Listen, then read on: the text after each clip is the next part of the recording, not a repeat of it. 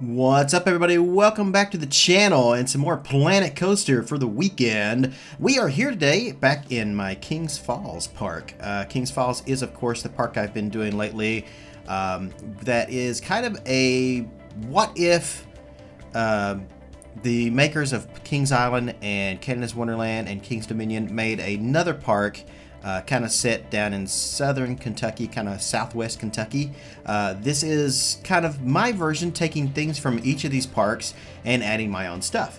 So what we are here today doing is, as you can see, I'm making a new coaster for the park. Now, I did say that I wasn't going to be back in Kings Falls this weekend. I said I was going to go back to Silverwood. I do have a coaster that we've got made in Silverwood that I would like to show off, but it's not done yet. And I just didn't have enough time to really record anything in that. So instead, I had an idea for this area. So I was in the park the other day, and I was looking at, you know, the different things I could maybe do in the park. And I thought, you know what, it's time that Kings Falls gets a new coaster. And I thought, you know, let's kind of go over here. What can we do? And I saw this area over here, and I thought, you know, it would be really cool if we did some kind of coaster over here on this side of International Street, which is the Spanish side. We've got the galleon ship over here, which is kind of like a Spanish galleon, like battleship. And I wanted to kind of continue with that because on the left side of the park, we have the Oktoberfest, the German area. And I thought it would be kind of cool to continue that over here on the right side and do kind of a Spanish area. And that was kind of the idea. So I thought, well, what kind of coaster could I possibly put over on this side of the park? What can we do? And I thought it would be really kind of cool if we was able to see it maybe kind of poking out above the tree line, maybe when you enter the park. And originally, I was actually going to do an inverted coaster. I was thinking something along the lines of Banshee, but not quite Banshee. And that's basically what I was going to do. And I was thinking about, you know, what I could name it and stuff like that. And I was kind of thinking of names of like some really badass Spanish names. And there was one that just kind of kept coming back to me, and it was basically El Diablo, which is Spanish for the devil. I think. I don't know Spanish, but I think it's Spanish for the devil. And I thought, you know, that would be a really cool name, but, you know, it's been used so many times for so many different things. You know, there's a ton of these. So I decided I was going to look it up and see how many coasters it was actually named. And surprisingly, the only coaster that I could find called El Diablo isn't actually a coaster. It's a Larson looper in one of the Six Flags parks. There's a Diablo, which is, I think, a mine train at one park, but I think it was Port Ventura. But there was nothing else really called El Diablo, which surprises the heck out of me. I was like, what? Nobody is actually naming their coaster El Diablo. Now, I know I've seen this, like, other people, like in Planet Coaster, Roller Coaster Tycoon, and stuff like that. I know I've seen plenty of coasters called El Diablo and, you know, things like that. But anyway, so I decided, no, El Diablo is going to be the name of the coaster. But it didn't really kind of fit a inverted coaster. It just was, I wasn't feeling it for that. And I got to looking at the area, and I thought, this is kind of early in the park's kind of like construction and stuff, so I kind of feel like this would be probably a good area to put an aero coaster in. I really kind of wanted to do something similar along the lines of Vortex, but I didn't want to copy Vortex. I didn't just want to do a recreation of Vortex. I didn't want to do that. So instead, I decided let's go completely different, and I started looking at different kind of aero coasters and things, and I kind of kept coming back to the Demon, which was at Six Flags Great Americas, and, you know, also Cedar Fair's Great America. There's two Great Americas. Originally, the history of both of those parks is they were both owned by Marriott, I think, and then Six Flags got one of them, Cedar Fair got the other, which is really weird because we've got a Six Flags owned Great America and a Cedar Fair owned Great America. So both on different sides of the country, sort of.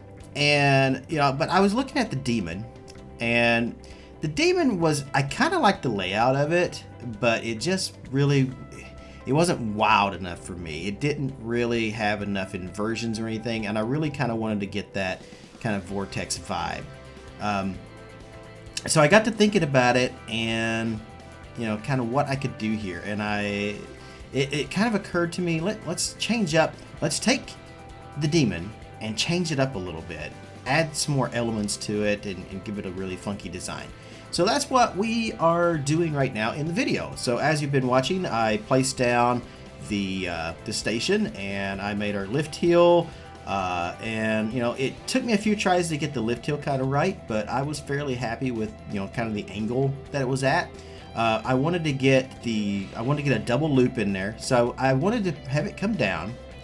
I wanted to hit a lift hill, where I wanted to come out of the station, hit the lift hill, go up, pre-drop, corner around, drop, hit both loops, just like Demon does. And then I wanted to do like an airtime hill there. And then after the airtime hill, I wanted to kind of come up into a mid-course brake run. And then after the mid-course brake run, it would drop down lower into the ground than, what the rest of the coaster is. Go through a batwing element. And then after the batwing element, you're seeing me design all of this as I'm talking here. Go through a double corkscrew. And then I was wanting to kind of put a helix back there, but it just wasn't fitting. I just couldn't figure out how to get a helix to kind of work there. I'm sure I could if I really worked on it, but instead I kind of did this kind of like upward angled kind of thing. And then maybe a little airtime hill just for a little bit of pop of air right there. And then back down and then up into the station. And there you have it. So this is my first version of the layout for El Diablo. Obviously the coaster colors are going to change. It's not going to be this bright red with like I changed the actual supports here in a minute over to a black, but I also changed the red into more of a faded kind of red and more of a darker red, and just to kind of give the whole thing, I wanted it to be seen but not seen that well, so the bright red was just going to pop up way too much when you're actually coming in the park, but I still want it to be red because the devil. So basically all I'm doing right now from what you're seeing here is I am just kind of like shaping this out and kind of getting these right. I wasn't happy with the angle that I had to come into the mid-course brake run, so I do go back and change that here in a minute.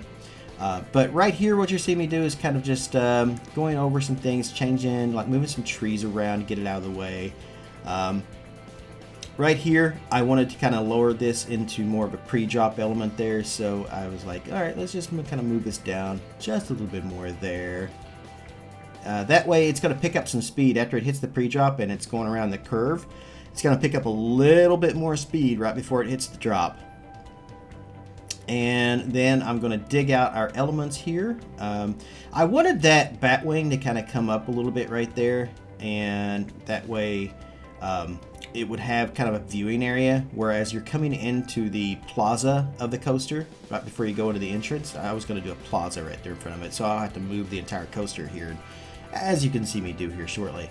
Then we're going to test it out. But something else I was doing there that you saw me do was I put I left a space in between the loops and in between the batwing elements because I wanted to put some catwalks there, which is just in case the coaster valleys, then you have those.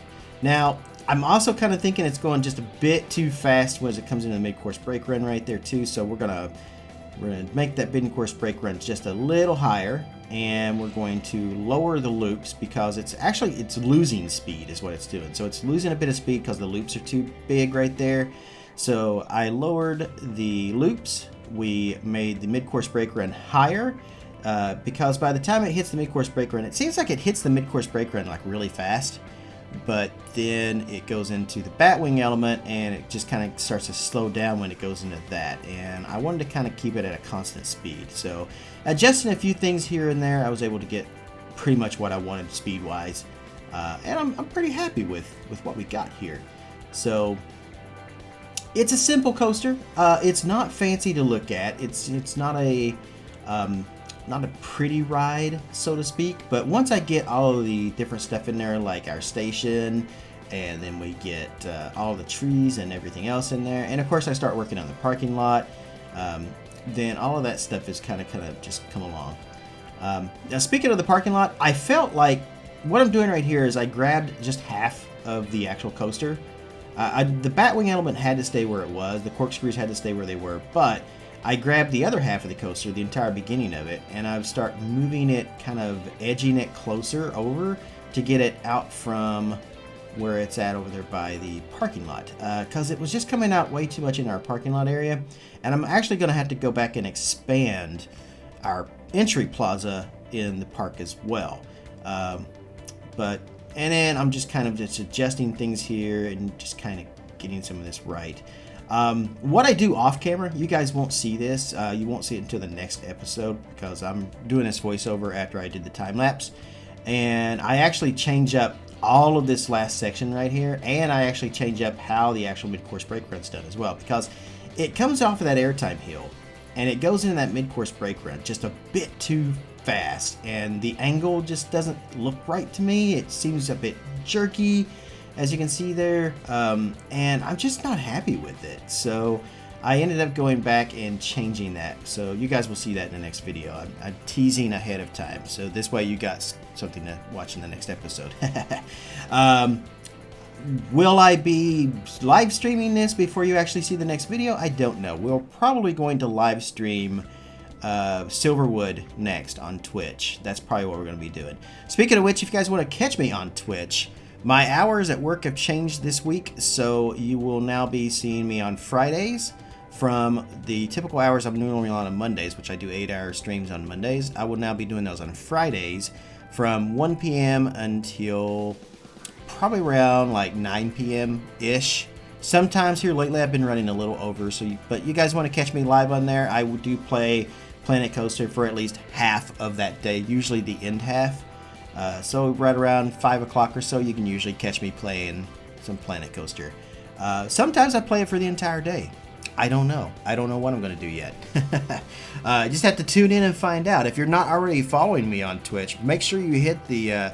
there is a link in the video description. Go down to that and head over to my Twitch page and follow me on there. Also follow me on Twitter, because I do like to tweet out a lot of stuff and things, you know, related to Planet Coaster and stuff as well. Plus, you know, thoughts and stuff like that. So I could always use more followers on Twitter. I've only got about 300 now, and I figure, you know, that could increase. We can get more followers than that. We can do that, right? We can get like 500 followers on Twitter. That should be easy to do. I got almost 2,000 here on YouTube. So if you guys have a Twitter account, you're not following me, I highly suggest you head over there and do that.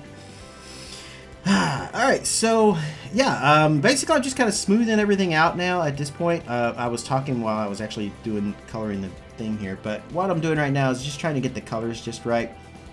I went with a dark red for the track, and then for the railings I did more of a orange. And I really thought that kind of worked out quite well. As you can see right there, it's very pretty right there. For the trains, I went with a black with some orange striping on it, and I thought that worked out really well. It's, you know, pretty good too right there. I might have done red, but I think that's going to end up being orange later on. So what I'm kind of thinking here for the actual station is I was actually looking at some old like Spanish churches, from like old Spanish churches, like or Spanish church ruins. Now I know it's really weird because we're going to have a coaster named after the devil and the station's going to be an old church, but something tells me that just kind of goes together. I don't know why. Even though it's a contradiction, it still kind of fits, and I kind of like that idea. So I moved the coaster back a little bit more, and then I also I did that because I wanted to put like a little plaza area here, which is what you're going to see me work on right now. So I'm going to make like, I'm kind of liking how, what is it, Valraven? Like Valraven at Cedar Point has these like circular paths that kind of lead up to the station. And I kind of like that. So I was kind of thinking, you know, let's try that. Let's do something like that. So that's kind of what I'm doing here. I was just doing like one circle, and then I was like, no, that's not really matching. Let's do that bigger. So I made a bigger circle right there, and then I was kind of going to bring the path off. This is where I decided right here to do a double circle and then connect the two like that. And I don't know how that's going to look when it's done, honestly, but I'm kind of liking how it fits there. So, all right, that's going to do it from here in Kings Falls. Thank you so much for watching wherever you are in the world. Good morning, good afternoon, good evening, and good night. See you later, guys. What's up, everybody? Thank you for watching the video. If you haven't already, make sure you click that subscribe button down below and click on the bell to stay on top of all my new videos and live streaming events here on YouTube. I also want to give a huge shout out to all the names you see on the right for their support through donations, Patreon, and through Twitch subs. If you would like to join their ranks and you are able, you can do so by clicking on any of those links in the video description down below. No worries though, if you don't like giving away money like that, you can still support the channel by purchasing games or anything through Greenman Gaming, through Humble Bundle, or through Amazon by clicking on my links and making your purchase. A little bit of that goes towards me to support the channel. If you still can't get enough of me, you can always check me out live on twitch.tv and stay up to date with me on Twitter as well. Now that's going to be it, but I can't say thank you enough for all your support here on the channel. Wherever you guys are in the world, good morning, good afternoon, good evening, and good night. See you later.